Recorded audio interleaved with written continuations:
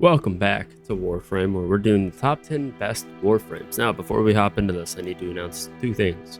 One, this is my opinion. You're not going to like my number one. Thank you, Ortis. I know you're not going to like my number one, and that's okay. All right, this is my opinion. These are my 10 best Warframes.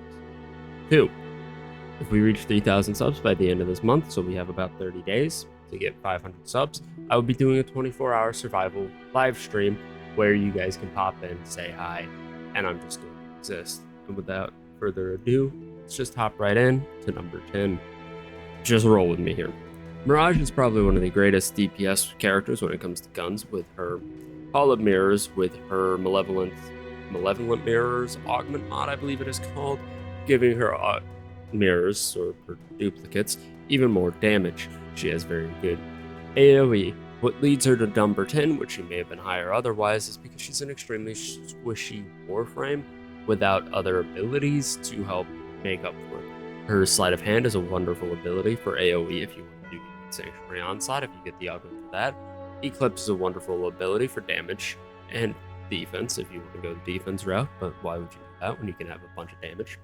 And Prism is a good little bit of AoE that is also very good for Sanctuary Onslaught, which inevitably just leads me to believe that she is in fact the 10th best Warframe in the game. And yes, these are still my opinions. Let us keep that in mind before you get mad at me. Leave your opinions down below on your 10 best Warframes, and I won't judge them, but I will comment on them and tell you whether I agree. And I could see that argument. With that being said, let's hop to number 9. So my number 9 is actually Sevagoth, right? One, his ability and his kit's just very enjoyable. I enjoy his kit a lot. It is very fun. He's practically immortal with his passive on death, become Sevagoth's Shadow, fight to resurrect him by collecting the souls needed to build his tombstone. Pretty powerful, especially because his Exalted Shadow is actually pretty busted. Makes him a very enjoyable character. Gloom gives him practical immortality with the healing and slow.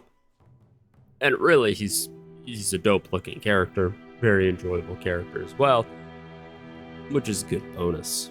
Now, with that being said, let's hop to number 8. Here's your proof that I'm not completely just going off my bias, because Protea is probably one of my top 5 favorite Warframes, alright? And she gets here in number 8. Why? That's a wonderful question. She's got a complex, rewarding kit. I enjoy it, alright? The way that your temporal anchor works, and energy dispensary, where you can replace it with nurse, that's what I did, but hey, you do you. Her blaze artilleries are extremely enjoyable. And her grenade fans, Miss, as I know, thank you very much. And her passive, being every 4th ability cast, is 100% ability. That's pretty good as well. You can make it to where she can have a main lead grenade fan build, dispensary build, temporal anchor, blaze artillery. Makes her a very enjoyable Warframe that I personally believe is in number 8.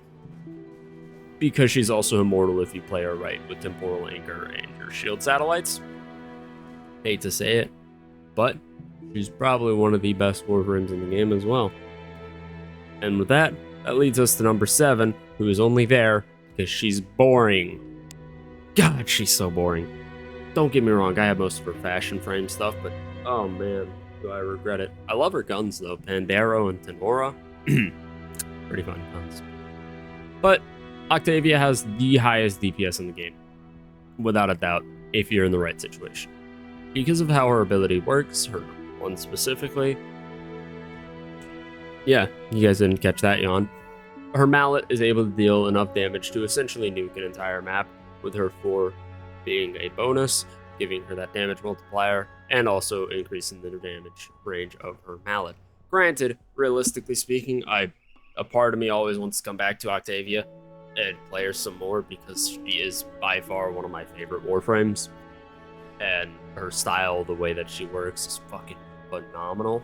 But unfortunately, she is a very boring Warframe. I haven't played her in a while, granted, so I'm sure, eventually you may see Octavia just go from, like, bottom of the barrel to, like, top tier. I don't know. It all really depends. And that leads us to another great AoE DPS character at number 6. The one and only Saren Prime. Saren, what can I not say about this Warframe? Don't ask why I have 2 Saren Primes. Her 1 has one of the greatest AoE potentials, absolutely demolishing an elite sanctuary onslaught, scaling with the enemies in a way, and just absolutely just wrecking house. Her molt increases her speed, it gives you a buff, and also draws fire, giving you a way to, slink out of situations. Pretty powerful, and she has regenerative molt, which also heals her. I think.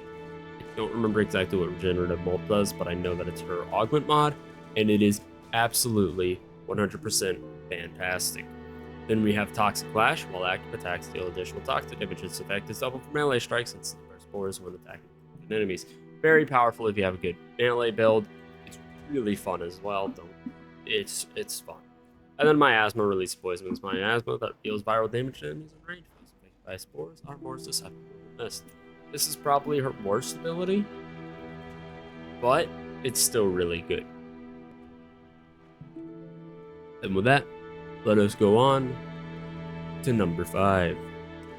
He's immortal. Alright, thank you for coming. That's how Revenant got to number 5. Alright, fine, I'll go a little deeper in. His shield depletion smashes enemies within 7 points. Oh, great. His passive's useless. His enthrall is really fun. Makes you have, targets that other enemies hit. Reeve heals him. It's pretty mid. You can replace it. His 4 is kind of good at times, depending on what it is. But really, it's the Mesmer skin. Let's be real here. Get the augment forward, and you have like 12 charges of Mesmer skin. You can't die. That's his problem. It's his one thing, is Mesmer skin. And it's just boring. I don't like it. That's cool. This is like the new Inaros, honestly. Hate to say it. On to number 4. Alrighty, we got Mesa. Let's get on this one. Alright, her passive shoot dual-wielded sidearms 50% faster, and single-wielded sidearms reload 25% faster. Gain 50 bonus health when using it. Or when not using melee weapon is a weird part of her passive. I think that can be changed a little bit. But hey, it is what it is, I suppose. Her 1 is Ballistic Battery, essentially charges up, activate it again, get a supercharged shot. Her 2 just stuns enemies, jams their guns, or makes, melee units go, huh? My brain all foggy, I don't know what I'm doing. Shatter Shield is your general damage reduction. I believe it goes up to 95% damage reduction, which is fantastic. And then you have Peacemaker, which is just big old, just easy kills, frankly. It's a great ability. Fantastic ability. Fantastic Warframe.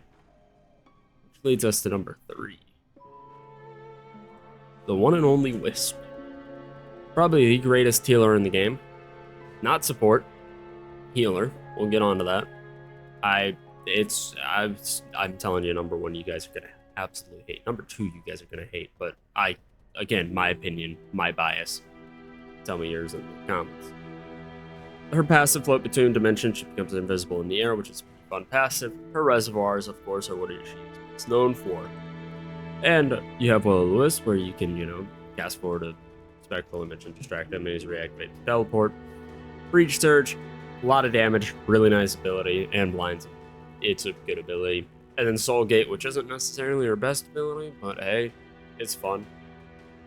I hate to say it. It's a fun ability. And, Sun Death Blazer. And that leads us to number... Alright. Just roll with me. Just trust me here. Okay? Just roll with me. Don't get mad at me. It's my opinion. My video.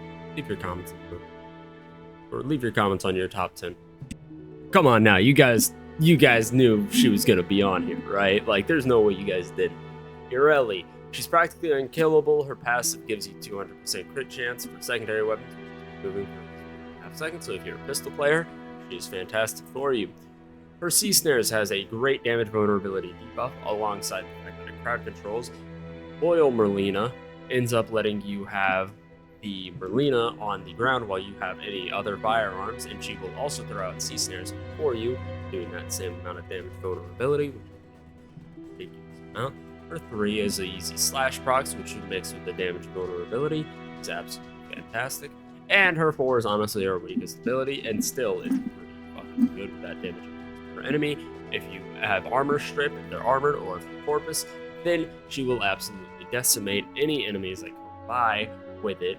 because Steel Path has so many enemies, and the only issue is armor. But if you have any form of armor strip, like if you have Fire Blast or Terrify or anything on your Ellie, you will be absolutely fine, and Riptide will work. If you are going to replace one of her abilities with something else, I would recommend Riptide. Yes, I've played this character too much. No, I don't want to talk about it. And just for funsies, let's do some honorable mentions. Harrow. Harrow's a fantastic support who specializes in support, but more so the damage support archetype, where he, instead of healing, gives damage buffs, crit buffs, and all that jazz. He's a great Warframe, and he also has buffs, which is cool. He's very enjoyable, but you don't really see him very often because he's not very good with themes, which leads him to be an honorable mention instead of number 10. Raj. Another honorable mention is Hydroid. After his rework, the Corrosive Plunder and all that jazz that he now has makes him a fantastic enemy, fantastic Warframe, where he can actually deal damage and he is very enjoyable. There's not much to say about him, but let me tell you what, that Corrosive rework makes him feel. And as much as I hate it, I have to add Titania in here. Frankly speaking, Titania is a wonderful. I hate admitting that because I like to dog on Alex for playing Titania, but realistically, the biggest issue with Titania is the fact that she flies around and she's not able to interact. Her damage is fantastic. You can subsume her abilities if you don't like them. Like, there are some abilities that you just can subsume. Her Speedwing Blitz, I believe it's called, increases her fire rate and movement speed for every ability cast, and it scales with strength if I remember correctly. She's all around a fantastic Warframe, but what keeps her an honorable mention is the fact that she can't interact with shit. She can't pick it up in her fairy form. She can't do any of that. So that leads her mention instead of being in the top 10. And with that, let's go to the number 1, which you guys are going to absolutely hate and just roll. I already know you guys don't want to roll with me. Hear me out. His one augment gives him upwards of 100, or I think base, it's about 100 or 150% ability strength, and then that scales with ability strength. And, Avalanche, Biting Frost, Icy Avalanche gives you, Overguard, Armor to Overguard. Oh, wait, is it showing? Yeah, 100% extra damage scales with ability strength. 40 seconds radius of 15 meters affects your teammates as well. His passive now cold status effects for Frost abilities have the duration increased by 100%. Frost gains 50 armor per enemy afflicted with cold status for 15 meters. And then Snow Globe, you can finally shoot through it, which is pretty dope. And if people are inside of it, they get the cold status, which is also pretty dope. Their freeze duration is 10 seconds. Freeze duration here is 5 seconds. And overall, he's a wonderful Warframe. He is... Alright, this is... Do not quote me on this, because this is, again, my opinion. The best support in Warframe is Frost right now. His Overguard, his damage buffs, you could replace his 2 with any other ability, so if you want to add another support perk or support ability, like, I don't know, Nourish or something, that's amazing. Armor to Overguard conversions, busted. Frost is just generally absolutely bonkers right now. I genuinely believe he may be the strongest Warframe right now because of his 4 and the fact of how well he can just freeze and annihilate everything once they're frozen. Do I think you guys will agree with me? Abso-fucking-lutely not. Absolutely not. However, again, this is my opinion. This is my video. If you guys want to leave a comment with your 10 best Warframes or favorite Warframes or whatever you want to put down in the comments, if you want to go in the comments and call me a fucking idiot, go for it, boss. I don't mind. But I am not changing my view that Frost Prime is one of, if not the best Warframe in the game right now. I hope you guys enjoyed this. This is a little more easy to do than the top 10 worst Warframes, because there's not really any bad Warframes in the game. These are just 10 that I believe stand out above the rest in specific ways, or they're my favorite Warframe like Frost is. I'm gonna be real with you. Yes, him being number 1 is biased, but I also genuinely think he may be Warframes right now. I hope to see you guys in the next one. Don't forget to like and subscribe and all that jazz. And remember, 3,000 subs by the end of the month, 24-hour survival. It's probably going to be with Frost. I'll see you guys in the next. Deuces.